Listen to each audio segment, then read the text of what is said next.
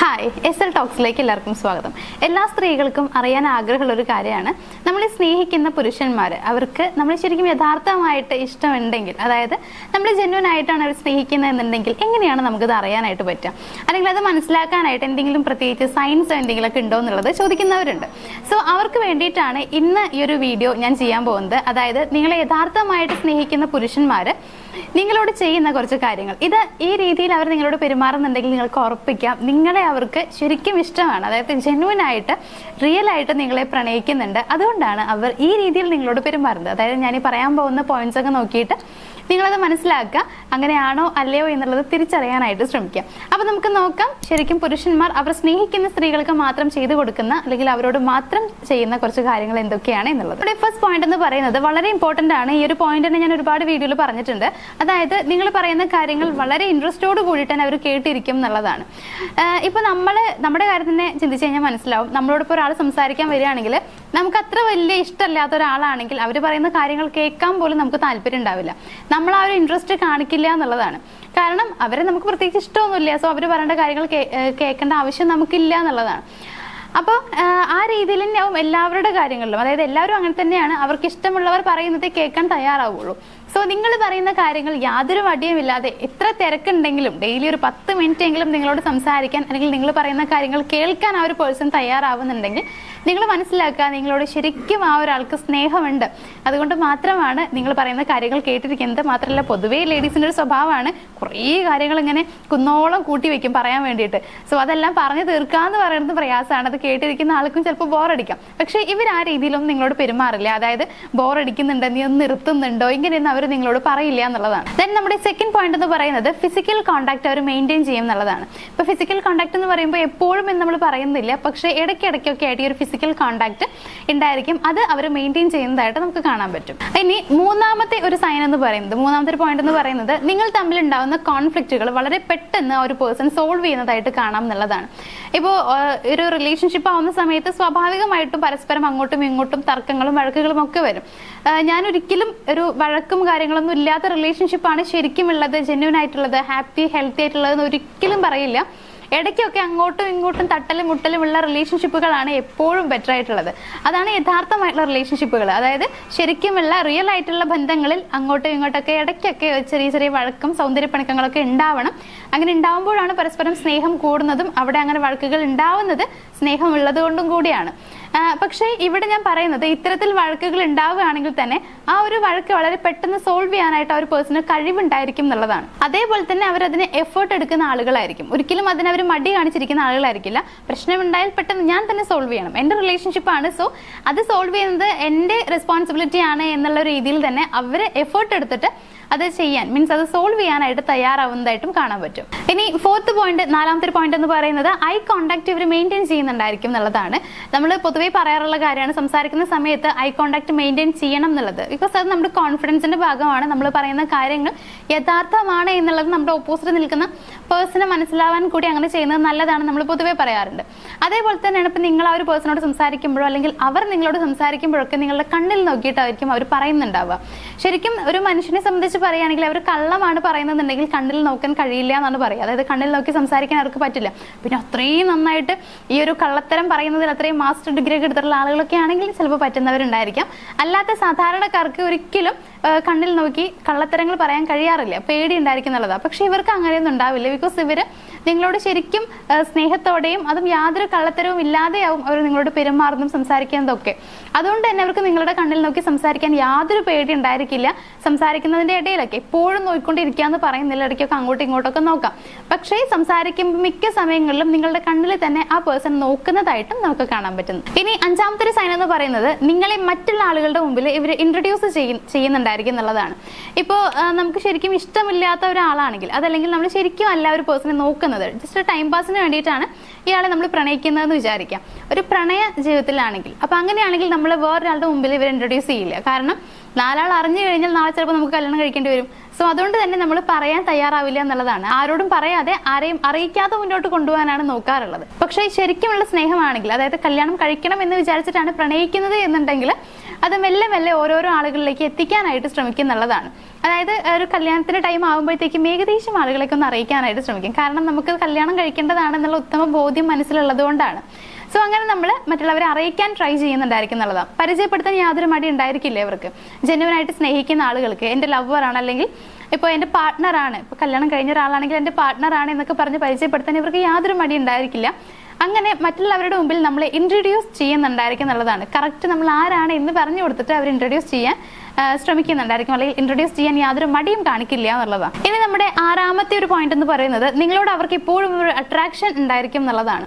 ഇപ്പോൾ ഇപ്പോഴും അട്രാക്ഷൻ എന്ന് പറയുമ്പോൾ നമുക്കത് ഫീൽ ചെയ്യാൻ പറ്റിയ അവരുടെ പെരുമാറ്റത്തിലാണ്. അതായത് ഇവർക്ക് നമ്മളോട് ഇപ്പോഴും ഒരു സ്നേഹമുണ്ട്, ഒരു അട്രാക്ഷൻ ഉണ്ട് എന്നുള്ളത് ഫീൽ ചെയ്യുന്നത് ഇവർ പലപ്പോഴും നമ്മളോട് പെരുമാറുന്നതാണ്. ആ ഒരു രീതിയിൽ കുറച്ച് റൊമാൻറ്റിക് ആയിട്ടായിരിക്കാം, അങ്ങനെ ഒരു ഇഷ്ടമുള്ള രീതിയിൽ, അട്രാക്റ്റഡ് ആയിട്ടുള്ള രീതിയിൽ അവർ നമ്മളോട് ബിഹേവ് ചെയ്യാനായിട്ട് പലപ്പോഴും ശ്രമിക്കുന്നുണ്ടായിരിക്കും എന്നുള്ളതാണ്. ഇങ്ങനെയും ചില സിറ്റുവേഷൻസിൽ നമുക്ക് മനസ്സിലാക്കാൻ പറ്റും. ദെൻ നമ്മുടെ 7th പോയിന്റ്, 7ാമത്തെ പോയിന്റ് എന്ന് പറയുന്നത് നിങ്ങൾക്ക് ഇവർ വളരെയധികം പ്രയോറിറ്റി നൽകുന്നുണ്ടായിരിക്കും. അതേപോലെ തന്നെ നിങ്ങൾക്ക് വേണ്ടി പലതും സാക്രിഫൈസ് ചെയ്യാനായിട്ട് ഇവർക്ക് യാതൊരു മടി ഉണ്ടായിരിക്കില്ല എന്നുള്ളതാണ്. ഇപ്പൊ പ്രയോറിറ്റി നൽകാന്ന് പറയുമ്പോൾ മറ്റുള്ള ഏതൊക്കെ ആളുകൾ ഉണ്ടെങ്കിലും നിങ്ങൾക്ക് തരേണ്ട പ്രയോറിറ്റി, അല്ലെങ്കിൽ നിങ്ങൾക്ക് മുൻഗണന ഇവർ തരുന്നുണ്ടായിരിക്കും. ഇപ്പൊ മറ്റ് കുറേ പേരുണ്ട്, മേ ബി ഇവർ വർക്ക് ചെയ്യുന്ന ഒരാളാണെന്ന് വിചാരിക്കാം. ഫോർ എക്സാമ്പിൾ ആണ് ഞാൻ പറയുന്നത്. അപ്പോൾ ഇവർ വർക്ക് ചെയ്യുന്ന സമയത്ത് തന്നെ ഇവരുടെ ഫോണിലേക്ക് കുറേ കോൾസ് വന്നിട്ടുണ്ടായിരിക്കാം. ചിലപ്പോൾ വീട്ടിൽ നിന്നായിരിക്കാം, അല്ലെങ്കിൽ മറ്റ് ഫ്രണ്ട്സ് ആരെങ്കിലും ഒക്കെ ആയിരിക്കാം. അങ്ങനെ കുറേ പേര് വിളിച്ചിട്ടുണ്ടായിരിക്കും. അതിൽ ഇടയിൽ നിങ്ങളും വിളിച്ചിട്ടുണ്ടായിരിക്കും. പക്ഷെ ഇവരുടെ ആരുടെയും കോൾ ഇവർക്ക് എടുക്കാൻ പറ്റില്ല എന്ന് വിചാരിക്കാം.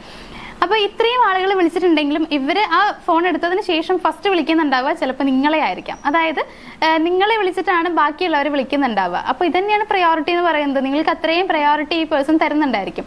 അതേപോലെ തന്നെയാണ് ഇപ്പോൾ അവർ എന്തെങ്കിലും കാര്യം ഓൾറെഡി ഫിക്സ് ചെയ്ത് വെച്ചിട്ടുണ്ടായിരിക്കും, ഇന്ന കാര്യം ഇന്ന ദിവസം ചെയ്യണം എന്നുള്ളത്. പക്ഷേ നിങ്ങൾ ആ സമയത്ത് എനിക്ക് ഇങ്ങനൊരു കാര്യം ചെയ്യാനുണ്ട്, സോ എൻ്റെ കൂടെ വരാമോ, അല്ലെങ്കിൽ നമുക്ക് ആ ദിവസം ഇങ്ങോട്ട് പോകാമെന്നൊക്കെ പറഞ്ഞിട്ട് വേറെ എന്തെങ്കിലും ഒരു പ്ലാൻ ഉണ്ടാക്കുമ്പോൾ ഇവർ യാതൊരു മടിയും ഇല്ലാതെ അതിനെ സമ്മതിക്കുന്നുണ്ടാവും എന്നുള്ളതാണ്. മീൻസ് അവർക്ക് അവിടെ ചെയ്യാനുള്ള മറ്റെന്തെങ്കിലും കാര്യങ്ങളുണ്ടെങ്കിൽ അതിനെ സാക്രിഫൈസ് ചെയ്തിട്ട് നിങ്ങൾക്ക് വേണ്ടിയിട്ട് പല കാര്യങ്ങളും ചെയ്യാൻ ശ്രമിക്കുന്നുണ്ടാവും എന്നുള്ളതാണ്. ഇത്തരത്തിൽ നിങ്ങൾക്ക് വേണ്ടി സാക്രിഫൈസ് ചെയ്യാനായിട്ട് ഇവർക്ക് യാതൊരു മടിയും ഉണ്ടായിരിക്കില്ല.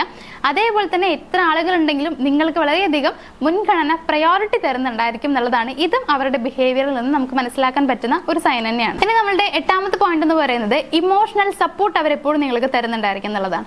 ഇമോഷണൽ സപ്പോർട്ട് എന്ന് പറയുമ്പോൾ നമുക്ക് എല്ലാവർക്കും അറിയുന്ന കാര്യമാണ്. നമ്മൾ ഫിസിക്കലി എത്രത്തോളം പെയിൻ അനുഭവിക്കുന്നുണ്ട്, അല്ലെങ്കിൽ ഫിസിക്കലി നമുക്ക് വിഷമം ഉണ്ടാകുന്ന അതേപോലെ തന്നെ ഇമ്പോർട്ടൻ്റ് ആണ് നമ്മുടെ മാനസികമായിട്ടുള്ള വിഷമം എന്ന് പറയുന്നത്. അതായത് നമുക്കിപ്പോൾ എന്തെങ്കിലും കാര്യങ്ങൾ കൊണ്ട് മനസ്സിന് വിഷമം തട്ടുക, പെയിൻ ഉണ്ടാവുക, ഇതൊക്കെ തന്നെയാണ് ഉദ്ദേശിക്കുന്നത്. സോ ആ ഒരു ടൈമിൽ നമ്മൾ ഏറ്റവും കൂടുതൽ ആഗ്രഹിക്കുന്നുണ്ടാവുക നമ്മൾ സ്നേഹിക്കുന്ന ആ ഒരു പേഴ്സന്റെ ഒരു അവരടുത്തിരിക്കുന്നതും അല്ലെങ്കിൽ അവരുടെ സപ്പോർട്ടും കാര്യങ്ങളൊക്കെയാണ്. സോ നമ്മളത് വേണമെന്ന് വിചാരിക്കുന്നുണ്ടാവും. ആ ഒരു ടൈമിൽ യാതൊരു മടിയും ഇല്ലാതെ ഇവർ നിങ്ങൾക്ക് ആ ഒരു സപ്പോർട്ട്, ഇമോഷണൽ സപ്പോർട്ട് തരുന്നുണ്ടായിരിക്കും എന്നുള്ളതാണ്. നിങ്ങൾക്ക് അവരെ ആവശ്യമുള്ള സമയത്ത് അവർ അവൈലബിൾ ആയിരിക്കും, നിങ്ങൾക്ക് വേണ്ടിയിട്ട് അവർ അവൈലബിൾ ആവാൻ ശ്രമിക്കുന്നുണ്ടായിരിക്കും എന്നുള്ളതാണ്. ഇത്തരത്തിൽ നിങ്ങൾ തളർന്നു പോകുന്ന സമയത്ത് തളരാതെ നിങ്ങളെ കൂടെ കൂട്ടാൻ ഇവർ ശ്രമിക്കുന്നുണ്ടായിരിക്കും എന്നുള്ളതാണ്. ഇത്തരത്തിലുള്ള ഇമോഷണൽ സപ്പോർട്ട് ആ ഒരു പേഴ്സന്റെ ഭാഗത്ത് നിന്ന് എപ്പോഴും നിങ്ങൾക്ക് കാണാനായിട്ട് കഴിയും. ഇനി നമ്മുടെ 9ാമത്തെ ഒരു പോയിന്റ് എന്ന് പറയുന്നത് നിങ്ങളെ അവർ വളരെ നന്നായിട്ട് ഗൈഡ് ചെയ്യുന്നുണ്ടായിരിക്കും, നിങ്ങൾക്ക് നല്ല സപ്പോർട്ട് തരുന്നുണ്ടാവും, നിങ്ങൾക്ക് നല്ല അഡ്വൈസും തരുന്നുണ്ടായിരിക്കും എന്നുള്ളതാണ്. അതായത് ഇപ്പം നിങ്ങൾക്ക് എന്തെങ്കിലും കാര്യം ചെയ്യണമെന്ന് നിങ്ങൾ ആഗ്രഹിക്കുന്നുണ്ട്. സോ നിങ്ങളത് ഓൾറെഡി പ്ലാൻ ചെയ്തിട്ടുള്ളൊരു കാര്യമാണെന്ന് വിചാരിക്കാം. ഇനിയിപ്പോൾ അങ്ങനെ അല്ലെങ്കിൽ ഇപ്പോൾ എനിക്ക് ഇന്ന ഒരു കാര്യം ചെയ്യണമെന്നുണ്ടെന്ന് അവരോട് പറയുമ്പോൾ അവർ കൃത്യമായി അതിനെ ഗൈഡ് ചെയ്യും എന്നുള്ളതാണ്. നീ ഇങ്ങനെ ചെയ്ത് കഴിഞ്ഞാൽ കുറച്ചുകൂടി ബെറ്റർ ആണ്. അതായത് നിങ്ങൾക്കൊരിക്കലും നെഗറ്റീവായിട്ടൊരു ഇമ്പാക്റ്റും വരാത്ത രീതിയിൽ, നല്ല രീതിയിൽ നിങ്ങൾക്ക് എങ്ങനെയാണ് മുന്നോട്ട് പോകാൻ കഴിയുക, ആ രീതിയിൽ ആ പേഴ്സൺ നിങ്ങൾക്ക് നല്ല അഡ്വൈസ് തരുന്നുണ്ടായിരിക്കും, നിങ്ങളെ ഗൈഡ് ചെയ്യുന്നുണ്ടായിരിക്കും.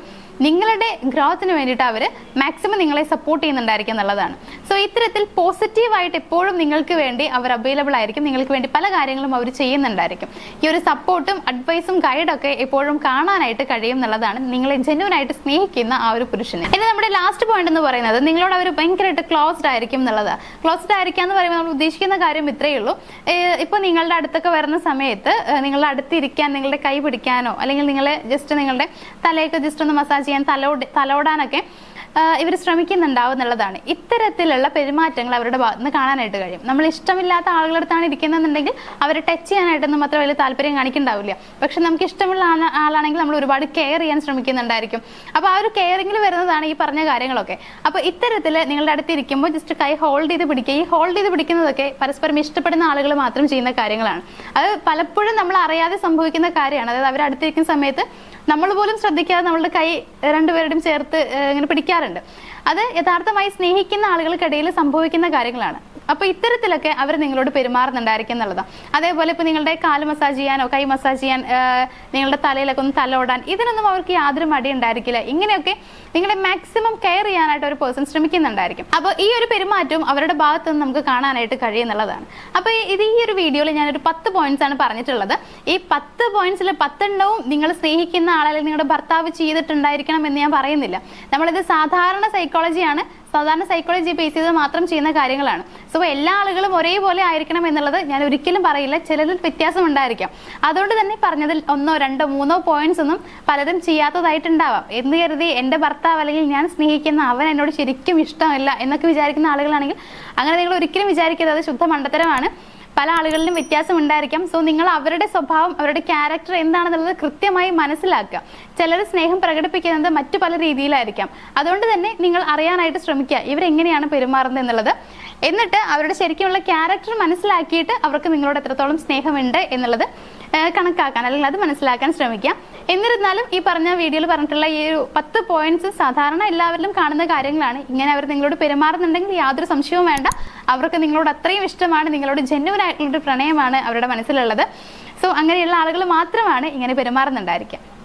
അപ്പോൾ നമ്മുടെ വീഡിയോ ഇവിടെ വെച്ച് വൈൻഡപ്പ് ചെയ്യാണ്. ഇന്നത്തെ വീഡിയോയിൽ ഞാൻ പറഞ്ഞിട്ടുള്ളത് യഥാർത്ഥമായി സ്നേഹിക്കുന്ന ഒരു പുരുഷൻ അവരുടെ ആ ഒരു ലവറിനോട് അല്ലെങ്കിൽ ആ ഒരു പാർട്ട്ണറിനോട് എങ്ങനെയൊക്കെ ആയിരിക്കും പെരുമാറുന്നുണ്ടായിരിക്കുക എന്നുള്ളതാണ്. അപ്പോൾ ഇതെല്ലാം നിങ്ങൾക്ക് മനസ്സിലായിട്ടുണ്ടാവും എന്ന് വിചാരിക്കുന്നു. നിങ്ങൾ ഇത് കാണുന്ന എല്ലാ സ്ത്രീകളുടെയും ഭർത്താക്കന്മാരാണെങ്കിലും അല്ലെങ്കിൽ നിങ്ങൾ സ്നേഹിക്കുന്ന ആളുകളാണെങ്കിലും നിങ്ങളോട് നിറഞ്ഞ സ്നേഹം ആ ഒരു പേഴ്സൺ ഉണ്ടായിരിക്കട്ടെ, നിങ്ങൾ ആഗ്രഹിച്ചതുപോലെ അവർ നിങ്ങളെ സ്നേഹിക്കട്ടെ എന്ന് ആശംസിച്ചുകൊണ്ട് ഇന്നത്തെ ഈ ഒരു വീഡിയോ ഞാൻ വൈൻഡപ്പ് ചെയ്യാണ്. നമുക്ക് മറ്റൊരു വീഡിയോയുമായിട്ട് കാണാം. താങ്ക്